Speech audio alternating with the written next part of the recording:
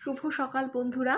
আজকে তোমাদের সাথে আমি শেয়ার করব একটা মাত্র টিপস, সুগৃহিণীরা কিভাবে সংসার খরচ বাঁচিয়ে টাকা জমাতে পারবে। একটা টিপস শেয়ার করব।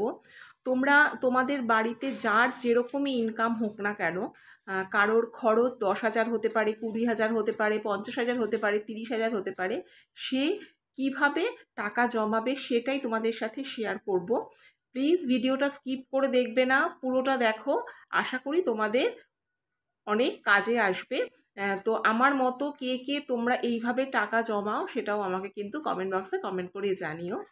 তো চলো বন্ধুরা, ভিডিওটা শুরু করলাম। দেখলে ছাদে গিয়েছিলাম, ফুল আজকে অনেক ফুটেছে। তারপর আসলাম নিচে, টুকটাক কিছু কাজকর্ম ছিল সেটা করে পুজো দিয়ে দিলাম। আজকে পুজো দিতে ভীষণ ভালো লেগেছে। তারপর এসে গেলাম ব্রেকফাস্ট করতে। মেয়ে গেছে পড়তে, ও চলে আসবে এই 11টা নাগাদ হয়তো চলে আসবে। তো আমি আজকে করব গোলা রুটি। গোলা রুটিটা ট্রাই করছি, জানি না উঠবে কি না। তো গোলা রুটির মধ্যে কিছুই দিইনি, আটা দিয়ে করেছি। আটা, তার মধ্যে অল্প একটু লবণ ফেলে দিয়েছি, দিয়ে ভালো করে না ফেটিয়ে নিয়েছি। তারপরে আমি এই ফ্রাইং প্যানে একটু তেল ব্রাশ করে তারপর দিয়েছি। তবে আজকে দেখলাম যে হ্যাঁ, প্রথমটা জানো তো ওঠেনি, সেকেন্ডটার থেকে উঠছে দেখলাম। তো হ্যাঁ, এইভাবে না আমি ডিম না দিয়ে করলে একেবারেই ওঠে না। তো আজকে আমি দেখলাম ডিম না দিয়ে উঠেছে। আজকে আমি সাকসেস, অনেক দিন ট্রাই করেছি, আজকে সাকসেস। তো আজকে ডিমটা কি করেছি, এমনি আলাদা করে মামলেট করে খেতে ইচ্ছে করেছে, সেভাবেই খেয়েছি। তো চলো বন্ধুরা, আজকের বিষয় আসি। দেখো, আমাদের প্রত্যেকের বাড়িতে টাকার ইনকাম কিন্তু এক একজনের বাড়িতে এক এক রকম। কারোর বাড়িতে 10,000 হতে পারে, 20,000 হতে পারে, 30,000 হতে পারে, 50,000, এর আপার লেভেলে তো আছে, সেটা বাদ দাও। আমি মধ্যবিত্ত সংসার যেভাবে চালাই আমরা, সেটার কথা বলছি। আমাদের হাজব্যান্ডরা তো কিছু টাকা জমাই বিভিন্ন LICর মাধ্যমে, ব্যাংকে ফিক্সড ডিপোজিট আছে, রেকারিং ডিপোজিট আছে, এগুলো তো তারা জমায়। এটা প্রত্যেক হাজব্যান্ডই জমায়। তো আমাদের গৃহিণীদেরও তো কিছু কর্তব্য আছে, যে সংসারের জন্য আমরা কিছু করি। আমরা তো সকাল থেকে রাত পর্যন্ত সংসারের জন্য অক্লান্ত পরিশ্রম করি, সেটা তো আছেই আমাদের সংসারে। এটা হচ্ছে, আমরা আমাদের শ্রম দিয়ে সংসারটাকে সুন্দর করে সাজিয়ে তুলি। আমরা যদি একটু বুদ্ধি দিয়েও সংসারটাকে সুন্দর করে সাজিয়ে তুলি, সেটা কেমন হয়?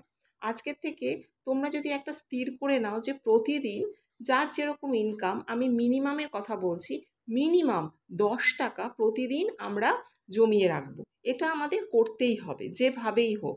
আমাদের নিজের খরচ বাঁচিয়ে হোক, বাজারের খরচ বাঁচিয়ে হোক। যেটা আমাদের অনেক সময় দেখবে, আমরা বাজারে গেলে, দোকানে গেলে, যেটা কিছু অপ্রয়োজনীয়, মানে এটা এখন দরকার নেই, তবুও আমরা ওই কারোর দেখা দেখি কিনে নিলাম।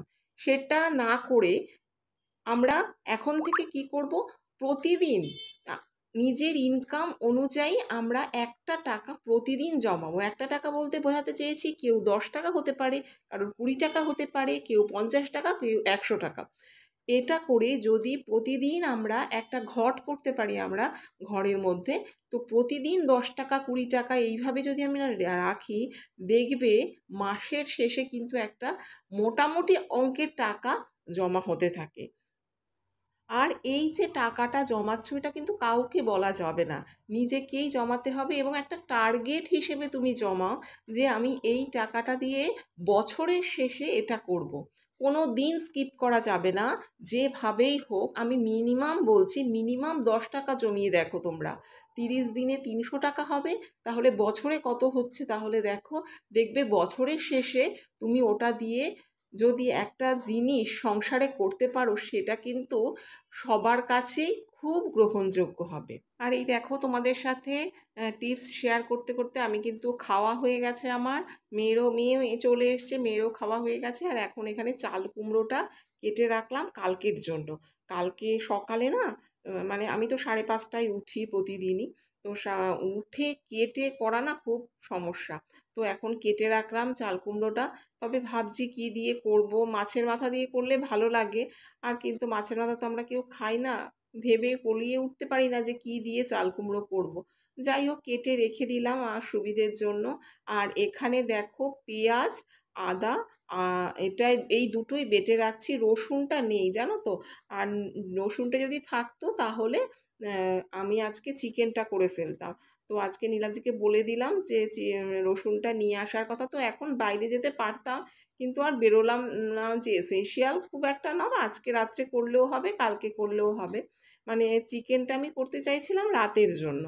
তো এখন ভাবলাম যে মাছের ডিম তো রয়েছেই, ওই মাছের ডিমের একটা ঝোল করব, ডাল করব, এটা করলেই হয়ে যাবে। আর মাছের ডিমের ঝোলটা এখনের জন্য, আর ডাল করব, ডালটা বিকেলের জন্য। আর রাত্রিবেলা তো একটু ভাজা টাজা কিছু করে নেব, ঢ্যাঁড়স আছে, পোস্ত আছে, একটু ভাজা টাজা কিছু করে নেব, তাহলেই হয়ে যাবে।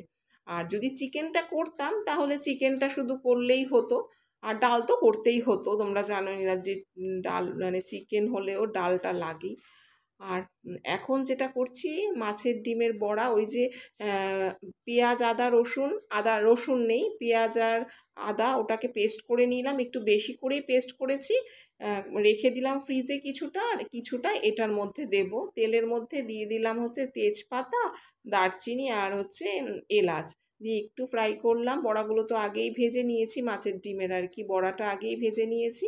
এবার এটা একটু সুগন্ধ বেরোলে আলু দিলাম, আলু দিয়ে একটু ভাজা ভাজা করব, করে তারপরে এই মশলাটা দিয়ে দেব, মানে ওই পেঁয়াজ আদা আবার রসুন বলছি বারে বারে, ওটা দিয়ে দিলাম, একটু জিরেও দিয়েছিলাম, তারপরে একটু জল দিয়ে ভালো করে কষিয়ে ফুটে উঠলে ডিমের বড়া মানে বড়াগুলো দিয়ে দেবো, এভাবেই করেছি। আর লাস্টে দিয়ে দিয়েছিলাম একটু কসুরি মেথি, দারুণ হয়েছিল, কিন্তু কসুরি মেথিটা না বেশ ভালো। এবার আসি তোমাদের টিপসের। দেখো, আমি কসুরি মেথি যে প্যাকেট কিনে আসতাম এতদিন, সেটা 25 টাকা না 30 টাকা নিত, এক্স্যাক্ট এখন মনে নেই দামটা। তো আমাদের এখানে একটা দোকান হয়েছে, সেদিনকে আমি গিয়ে দেখলাম কসুরি মেথির প্যাকেট, ওরা এমনি প্লাস্টিকের প্যাকেটে কসুরি মেথি বিক্রি করছে 10 টাকা করে। হুম। তো আমি প্রথমে কোয়ালিটিটার দিকে অবশ্যই নজর দেব, কোয়ালিটিটা কেমন। তো আমি দেখলাম একটু, ওদের যে খোলা ছিল সেটা একটু দেখলাম, সত্যি ভালো, জানো তো। মানে আমি ভাবছিলাম নেব কি নেব না, অনেক দিন ভেবে তারপর ডিসাইড করেছি যে নিয়েই দেখি। সত্যি ভালো। আজকে আমি এনে এটার মধ্যে দিলাম, খাওয়ার পর মানে কোনো স্বাদের কোনো কিন্তু বিকল্প নেই। তো এখন আমি ভাবলাম যে ওই যে আমি 25 টাকা দিয়ে প্যাকেটটা কিনতাম, তার থেকে যদি 10 টাকা দিয়ে এই প্যাকেটটা, দেখো আমি ঢালছি এখন, এই প্যাকেটটা আমি 10 টাকা দিয়ে কিনি, তাহলে আমার এখানে দেখো 15 টাকা কিন্তু সেভ হয়ে গেল। এইভাবে ছোট ছোট জিনিসগুলো আমরা মানে কোয়ালিটির দিকে কম্প্রোমাইজ করব না, অবশ্যই আমরা কোয়ালিটিটাকে ভালো দেখব, ভালো রেখে তারপরে জিনিস যদি কোয়ালিটিটা ভালো অথচ কম দামে আমরা পাচ্ছি, সেখানে কিন্তু আমরা সেটা কিন্তু নেওয়ার চেষ্টা করব, তাই না? এভাবেও কিন্তু আমরা অনেক সেভ করতে পারি। আর এই দেখো, এবার হচ্ছে জল খেয়ে নিচ্ছি আমি আর মেয়ে, শরবত। এখন শীতকাল হলে বা বর্ষাকাল হলে এই সময় চা খেতাম, আমি আর মেয়ে একটু দুধ চা খেতাম। তো এখন হচ্ছে শরবত, লেবুর জল, লেবু, নুন, চিনি দিয়ে একটুখানি শরবত খেয়ে নিচ্ছি। নুন মানে হচ্ছে বিট লবণ দেবো। আবার হাজমলাটা না ফুরিয়ে গেছে, জানো তো, হাজমলাটাও আনতে হবে। তো হাজমলা দিলেও দারুণ লাগে খেতে। এই মাসে তোমাদের আমি আরেকটা টিপস দিই, এই মাসে কিন্তু আমি আরেকটু টাকা সঞ্চয় করেছি, কিভাবে জানো, তেল বাঁচিয়ে। মানে রান্নায় তেলটা একটু কম খরচ করে, 3-4 মাস ধরেই এটা প্রসেসটা চলছে, করে করে আমার 4 কেজি তেল, আমার মাসে 4 কেজি তেল লাগে, তার 4 কেজি তেল কিন্তু আমি বাঁচিয়ে ফেলেছি। সুতরাং এই মাসে তেলের টাকাটা কিন্তু আমার লাগছে না, তেল আমি আনবো না। আর ওই যে টাকাটা, ওই টাকাটা কিন্তু আমি হাজব্যান্ডকে বলেছি, ওই টাকাটা কিন্তু আমাকে দিয়ে দেবে, গ্রসারির যে তেল বাবদ যেই টাকা, সেটা আমি রেখে দেবো। এইভাবেও কিন্তু অনেকটা টাকা বাঁচানো যায়। আমরা তো সংসারের দিকটা আমরা পুরোটাই আমরা আমাদের হাতে, একটু একটু কম খরচ করেও কিন্তু অনেক টাকা বাঁচানো যায়। আজকের ভিডিওটি তোমাদের কেমন লাগলো? যদি কিছু ভালো লাগে তাহলে প্লিজ একটা লাইক করে দিও। আর এই রকম আমার সংসার চালানোর কিছু টিপস যদি তোমরা জানতে চাও, আর এরকম বিষয় সম্বন্ধে তোমরা যদি জানতে চাও আমার ভিডিওতে, আর আমার ডেইলি লাইফ যদি তোমরা দেখতে চাও, তাহলে প্লিজ আমার চ্যানেলটিকে সাবস্ক্রাইব করে আমার পাশে থেকো। তো চলো, আজকের মতো ভিডিওটা শেষ করছি, একদম লাস্ট পর্যায়ে চলে এসেছি। তখন যে চাল কুমড়োটা কাটছিলাম সেটা ফ্রিজে রাখা হয়নি, তো এটা তো কালকের জন্য কেটেছি, সেই জন্য ধোয়া টোয়া সব হয়ে গেছে, জলটা ঝরানোর জন্য রেখে দিয়েছিলাম। তো তো জলটাও ঝরে গেছে। তো এখন এই কন্টেনারটাতে ভরে ফ্রিজে রেখে দিচ্ছি। তাহলে চলো বন্ধুরা, আজকের মতো ভিডিওটা এখানেই শেষ করছি। তোমরা সবাই ভালো থেকো, সুস্থ থেকো, সাবধানে থেকো আর আমার পাশে থেকো। তাহলে আজকের মতো টাটা। তোমাদের সাথে দেখা হবে নেক্সট ভিডিওতে। Love you all.